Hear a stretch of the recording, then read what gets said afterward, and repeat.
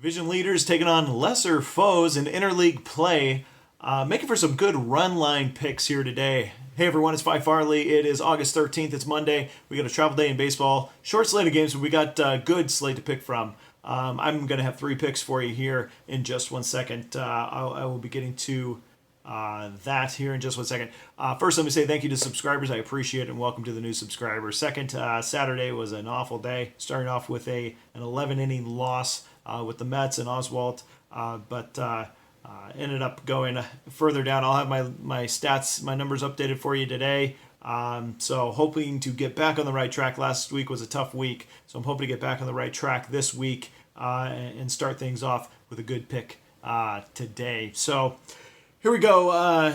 Let me get to first game I have for you, which is going to be the Diamondbacks traveling to Texas.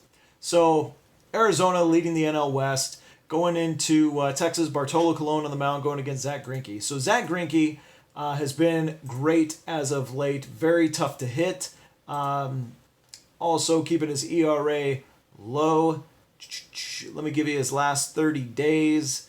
1.26 ERA. 3-2 overall. Opponents hitting just 156 against him. It's really interesting to see this line come in lower, opening up at 10, dropping down to 9.5 in Texas. Texas has not exactly been a place where the totals have been under 10. So it's dropped down, I think, because of Zach Greinke's pitching, not because of Bartolo Colon's. In Bartolo Colon's last four home outings, totals have flown over 15, 13, 19, and 17 are the last four games respectively.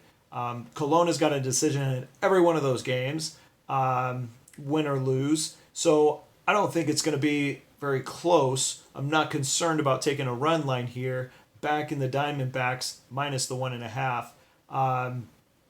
There's only one of his last 10 games that have been within one run, either way. So I'm going to take Diamondbacks minus the 1.5 behind the pitching of Greinke and behind the lack of pitching with Bartolo Colon. I have no problem doing that. So give me Diamondbacks minus 1.5. All right, second game I have is very similar. We're talking Clevenger and the Indians traveling to Cincinnati Reds and Homer Bailey. Starting for the Reds, Homer Bailey has just been awful. He's been awful at home. He's been awful on this year. I mean, in his last 7 games, he's had 4 of his starts. He's given up 10 runs in 4 of his last 7 starts. And that's going 3 1/3, 5 innings, 4 2/3, 5 innings. I mean, he's not even going, some of them not even half the game. And he's given up 10 or 11 hits in those games. So, at home, his ERA is even worse at a 6.44 on the season. He's 0-5, hasn't won a single game at home, giving 9 home runs up in just 8 starts. Opponents hitting .310 against him. I mean, no matter how you slice it, it's not good. Cleveland, on the other hand, Clevenger, I really like, is starting to polish up his starts. He just had a great start against Minnesota, which the Indians won 7 innings, 5 hits, 1 run against rival Minnesota. So really great start, coming off a great start, and now he hits the road going to Cincinnati, who has not been hitting the ball near what they used to. They've put in just 21 runs in the last 6 games. Only a .311 slugging percentage, only 2 home runs. I mean, just really not hitting for any power. So I'll back Clevenger here. Take him on the road at a run line minus 1.5. Again, also at a minus 110, same as Arizona. All right, this game is going to be really interesting. I'm going to back I'm taking the under in Toronto, Kansas City.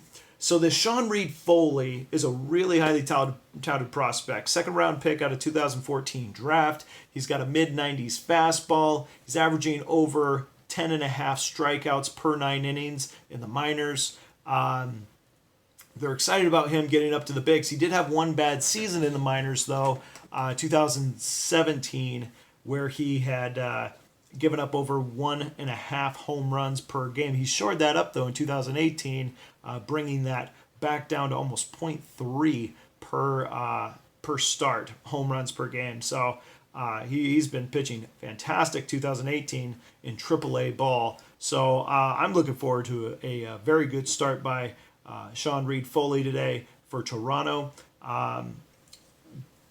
Keller, on the other hand, I'm hoping he has a good outing here.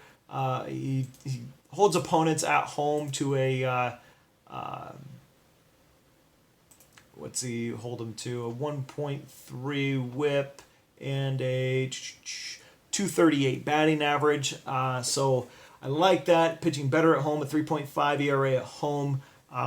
That said, both those, I really had a hard time taking Toronto. If I had to pick a side, it would be Toronto in this game. But instead of taking Toronto, I'm going to take the under in this one. It's at 9.5, bet down to 9. So at 9, I'll be taking the under. If your book has 9.5, I take under as well. Kansas City has no offense to see here in the last almost month. They are right down to dead last when it comes to runs scored. In the past 6 games, they've put in 15 runs total. So anyway, I'm gonna take the under in that game. Toronto, Kansas City. One game I'm passing on, but it was really close to taking, was Oakland and Seattle. 2 pitchers. Gonzalez has not really been on track.